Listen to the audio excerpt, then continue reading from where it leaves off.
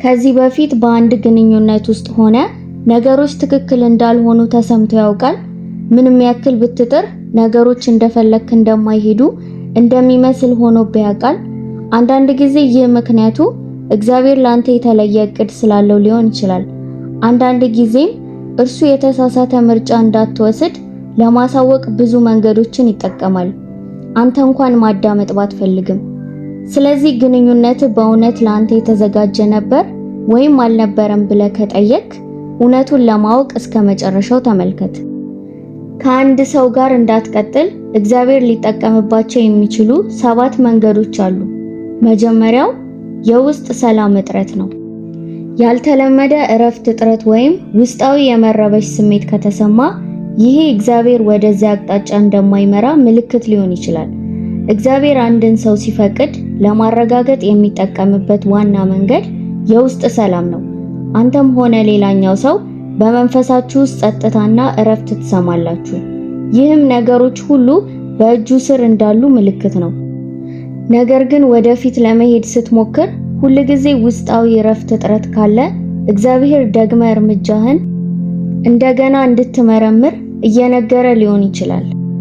ይሄ ማለት እግዚአብሔር ሌላኛውን ሰው አይወድም ማለት አይደለም። ከማይታየው ነገር እየጠበቀ ሊሆን ይችላል። መጽሐፍ ቅዱስ ስለ ሰላም ብዙ ይናገራል። በፊልጵስዩስ ምዕራፍ 4 ከቁጥር 6 እስከ 7 ጳውሎስ እንዲህ ይላል፣ ስለምንም ነገር አትጨነቁ፣ ነገር ግን በሁሉ ነገር በጸሎትና በልመና ከምስጋና ጋር ጥያቄዎቻችሁን ለእግዚአብሔር አቅርቡ እና ከሁሉ አስተዋጽኦ የሚበልጥ የእግዚአብሔር ሰላም ልባችሁንና አእምሯችሁን በክርስቶስ ኢየሱስ ይጠብቃል። ይህ ማለት ምንም ያህል መንፈሳዊ ብትሆንም ያ ውስጣዊ ምልክት ሲነገር መስማት አስፈላጊ ነው። እንዲሁም ሊታዩ የሚችሉ ማንኛውም የማስጠንቀቂያ ምልክቶች በትኩረት ማየት አለብህ።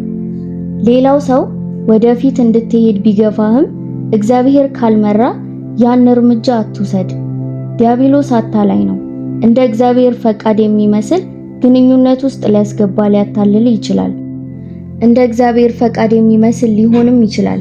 ሁሉንም ነገር እንደ እግዚአብሔር ፈቃድ እንዲመስል ሊያደርግ ይችላል። ስለዚህ በስሜት ሳይሆን በመንፈስ መመራት አለብህ። የውስጥ ሰላም እጥረት ሁልጊዜ ግንኙነቱ ፈጽሞ አይሆንም ማለት አይደለም። ሊፈቱ የሚገቡ አንዳንድ ጉዳዮች ሊኖሩ ይችላሉ፣ ወይም እግዚአብሔር ላንተ የተለዩ መልእክት ሊያስተላልፍ እየሞከረ ሊሆን ይችላል። ነገር ግን ያ ውስጣዊ እረፍት እጥረት በጊዜ ሲቆይ ከተሰማ ከእግዚአብሔር መንፈስ ምክር መፈለግ ጠቃሚ ነው። ሁለተኛው ምልክት መከላከያ ወይም መቃወም። እግዚአብሔር ከአንድ ሰው ጋር እንዳትሆን ሲፈልግ አንዳንድ ጊዜ በግንኙነት ውስጥ መከላከያ በማምጣት ምልክት ይሰጣል። ይህ መከላከያ በብዙ መልኩ ሊታይ ይችላል። ያልተጠበቁ የእቅድ ለውጦች፣ ቀላል የሚመስሉ ነገር ግን ተደጋጋሚ መቆራረጦች ወይም መዘግየቶች። አንዳንድ ጊዜ ግንኙነቱ ወደፊት እየሄደ እንደሆነ ሊመስል ይችላል፣ ግን በድንገት ማቆም ወይም ማዘግየት ይፈጠራል እና ለምን እንደሆነ መግለጽ አትችልም። ነገር ግን እነዚህ ምልክቶች በትኩረት መመልከት አስፈላጊ ነው፣ ምክንያቱም እግዚአብሔር ትኩረትን ለመሳብ የሚጠቀምበት መንገድ ሊሆኑ ይችላሉ። ይሄ ማለት እርሱ በአንተ ላይ እንደሚቃወም ወይም ነገሮችን እንዲከብዱ እንደሚፈልግ ማለት አይደለም። ከዚህ ይልቅ ወደ ሌላ አቅጣጫ ሊመራ እየሞከረ ሊሆን ይችላል። ብዙ ጊዜ ያለውን መከላከያ በመግፋት ነገሮችን በራስ መንገድ ለማስኬድ ይፈተናል። ግን በሁሉም ሁኔታ እግዚአብሔር የሚናገረውን መስማትና መመራቱን መከተል ይሻላል። ይሄ ምናልባት አንድ እርምጃ ወደ ኋላ መመለስና ነገሮች የት እንደደረሱ እንደገና መገምገም ሊሆን ይችላል። ወይም እግዚአብሔር ላንተ የተለየ እቅድ እንዳለው ለመቀበል ክፍት መሆን ሊሆን ይችላል። እነዚህ መከላከያዎች ከዲያብሎስ ጥቃት ጋር ማዋሃድ የለብንም። ሁለቱ ፍጹም የተለያዩ ናቸው። ከዲያብሎስ የሚመጣ መከላከያ ውስጥ ግራ መጋባትና መዘግየት ለማምጣት ነው። ከእግዚአብሔር የሚመጣው ግን ለመጥለቅህና ዳግመኛ እንድታስብ ጊዜ ለመስጠት ነው። እግዚአብሔር ቆይ እያለ እንደሚናገር ከተሰማ መንገድህን ለመግፋት ወይም ነገሮችን ለማፍጠን አትሞክር። ፈጣን ሆነ መውደቅ ከመቻል ይልቅ ቀስ ብሎ በእርግጠኝነት መሄድ ይሻላል። እግዚአብሔር ከአንድ ሰው ጋር እንዳትቀጥል ካቆመ ያንን በጸጥታና በግብዣ መቀበል አለብህ። ሶስተኛው ምልክት የማስጠንቀቂያ ምልክቶች ሬድ ፍላግስ። በግንኙነት ውስጥ እንደ ክብር እጥረት፣ ጥቃት ወይም ሌሎች ጤናማ ያልሆኑ ባህሪያት ያሉ የማስጠንቀቂያ ምልክቶችን ካስተዋልክ እግዚአብሔር ከዚያ ሰው ጋር ግንኙነት እንድትቀጥል እንደማይመራ ምልክት ሊሆን ይችላል።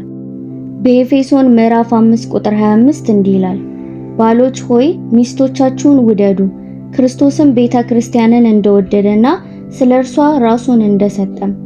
እናንተ የምትፈልጉት ሰው በፍቅር በክብርና በእንክብካቤ ካልተመለከታችሁ እግዚአብሔር ከነሱ ጋር ግንኙነት እንድትቀጥሉ እንደማይመራችሁ ምልክት ሊሆን ይችላል። እውነቱ ብዙ ጊዜ በእግዚአብሔር ኃይል ላይ ከመተማመን ይልቅ በራሳችን ችሎታ እንተማመናለን። ከጋብቻ በኋላ እኔ ቀይረዋለሁ ብለን እናስባለን። ነገር ግን ለውጥ የተረጋገጠ አይደለም። አሁን የምታዩት የማስጠንቀቂያ ምልክቶች ከጋብቻ በኋላ በድንገት እንደሚጠፉ እርግጠኛ መሆን አትችሉም። ለመቀየር ፈቃደኛ ያልሆነን ሰው መቀየር አትችሉም። ሰውን በእውነት ሊቀይር የሚችለው እግዚአብሔር ብቻ ነው። ከጋብቻ በፊት በግልጽ የሚታዩና ከዚያ በኋላ ይበልጥ እንደሚከፋ የሚያመለክቱ ምልክቶች አሉ። እኔ ቀይረዋለሁ ብሎ መስማማት አደጋ ነው። ጓደኛሽን ከማግባትሽ በፊት በተደጋጋሚ አታላይ ከነበረ እርግጠኛ የሆነ ለውጥ እንዳሳየ ግልጽ ማስረጃ ማቅረብ አለበት። ከእኔ ጋር ካገባ ይቀየራል ብለሽ ማሰብ ስህተት ነው። ጋብቻ ሰዎችን አይቀይርም፣ ያለውን ባህሪ ብቻ ያጠናክራል። ሁለቱም በተሳሳተ መሰረት ላይ ከተመሰረቱ ከዚያ የሚመጡትን ውጤቶች ለመቀበል ዝግጁ መሆን አለባቸው። ይሄ ግን ለሰዎች እድል መስጠት የለብንም ማለት አይደለም። ነገር ግን ምን እያደረግን እንደሆነ ለማወቅ ጥንቃቄ ማድረግ አለብን ማለት ነው። የምታገቡት ሰው ከጋብቻ በፊት ክፉ ባህሪዎቹን ለመለወጥ ፈቃድ መስጠት አለበት። አለበለዚያ የጋብቻችሁን በረከት ከመደሰት ይልቅ ለመፈወስ በጸሎት ብዙ ጊዜ ታሳልፋላችሁ። ኢየሱስ እንዲህ አለ፣ ጥሩ ዛፍ ክፉ ፍሬ አይሰራም፣ ክፉ ዛፍም ጥሩ ፍሬ አይዝም። እሱ እየመታሽ ከሆነ ከጋብቻ በፊት ፍቅር እውር ነው ብለሽ ቀይ ምልክቶችን ካልተጠነቀቅሽ ከጋብቻ በኋላም በተመሳሳይ መንገድ መታገስ እንደሚቀጥል ዝግጁ መሆን አለብሽ። ቁጥር 4 ራሳችሁን ማጣት። በግንኙነት ጉዳይ የተሳሳተ አይነት ግንኙነት ማንነታችሁን ፈጽሞ ሊቀይር ይችላል። ሰው ወደ ግንኙነት ሲገባ ፈጽሞ አልጠብቀውም በሚል መንገድ ሊለውጠው ይችላል። እሷ ለአንተ የተዘጋጀች ካልሆነች በቀስታ ሙሉ ማንነትህን መቀየር ሊጀምር ይችላል። መልካም ሰው እንደ መላእክት የነበረ እንኳን እንደ ሰይጣን ሊሆን ይችላል። ትንሽ ደስታ የነበረው ነገር የሚነድ እሳት ሊሆን ይችላል። ቀዝቃዛነት የፍላጎት መፍሰስ ሊሆን ይችላል። ከእግዚአብሔር የሆነ ግንኙነት ግን በውስጥ ያለውን መልካም ነገር ለማውጣት የተደገፈ ነው እና በምድር ላይ ያለን ተልእኮና ዓላማ እንድትገነዘብ ይረዳሃል። ነገር ግን ግንኙነት የመጀመሪያው ማንነትህን እንድታጣ ካደረገ ይሄ ከእግዚአብሔር እንዳልመጣ ግልጽ ምልክት ሊሆን ይችላል። በህይወትሽ ውስጥ በዙሪያቸው ባሉ ሰዎች ምክንያት በጣም የተለወጠ አንድ ሰው አስቢ። ቀድሞውኑ የተረጋጋና ሰላማዊ የነበረ ሰው በጊዜ ሂደት ቅሬታ ያለበት ወይም ቀስ ብሎ የሚናደድ ሰው ሆኖ ሊለወጥ ይችላል። አንቺ ወይም አንተ ከቀድሞ በላይ በምሬት ቀስ ብላ የምትናደድ ወይም ከእውነተኛ ማንነት ውጪ የሆኑ ነገሮችን እየሰራ የምታገኘው ከሆነ እነዚህ ግንኙነቱ ቀስ በቀስ እውነተኛ ማንነትህን እያጠፉ እንደሆነ የሚያሳዩ ማስጠንቀቂያዎች፣ ምልክቶች ሊሆኑ ይችላሉ። እውነቱን የምናውቀው ግን አንድ እርምጃ ወደ ኋላ ስንወስድ ብቻ ነው። መርዛማና የሚጎዳ ነገርን መተው ጠንካራነትና ድፍረት ሊፈልግ ይችላል። አምስተኛው ምልክት የእግዚአብሔር ፍርሃት እጥረት፣ የእግዚአብሔር ፍርሃት መጥፋት በማንኛውም ግንኙነት በጣም በከባድ መወሰድ ያለበት ጉዳይ ነው። የእግዚአብሔር ፍርሃት ብቻ የእምነት ወይም የመንፈሳዊነት ጉዳይ አይደለም። ለእርሱ ለከፍተኛው ፈጣሪ ያለ ጥልቅ ክብርና አክብሮት የሚገለጥ መሆኑ ነው። እንዲህ ያለ ክብር ካልነበረ በግንኙነት ውስጥ ያለው ግለሰብ ራሱን የሚገድብ መወሰኛ አይኖረውም።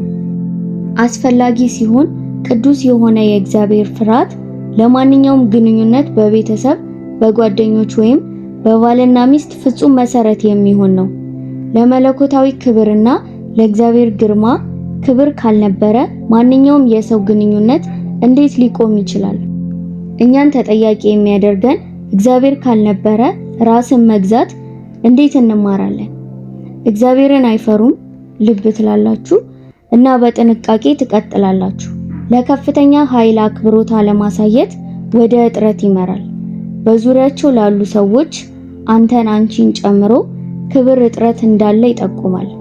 እንዲህ ያለ ጓደኛ ጋር መኖር መውሰድ የማይገባ አደጋ ነው።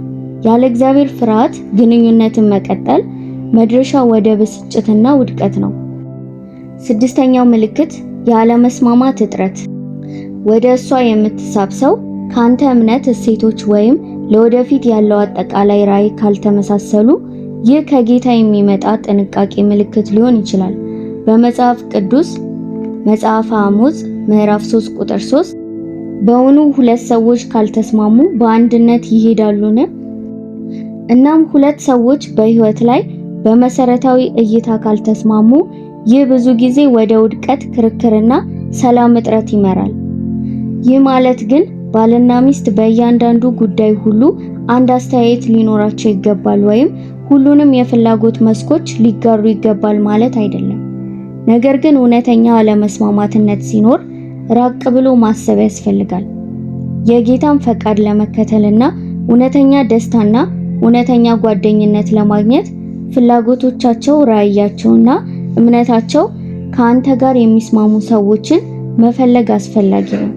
ይህን ለማድረግ በእናንተ በኩል የተወሰነ ጥረት ይጠይቃል። ማስተዋልን ለማግኘት ትህትናንና ፍጹም የሆነውን ለመፈለግ መመሪያ ለማግኘት ጸልዩ።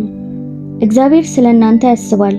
እግዚአብሔር በመጨረሻ በሁለት ግለሰቦች ስምምነት የሚገኝበትን አካባቢ ይፈልጋል።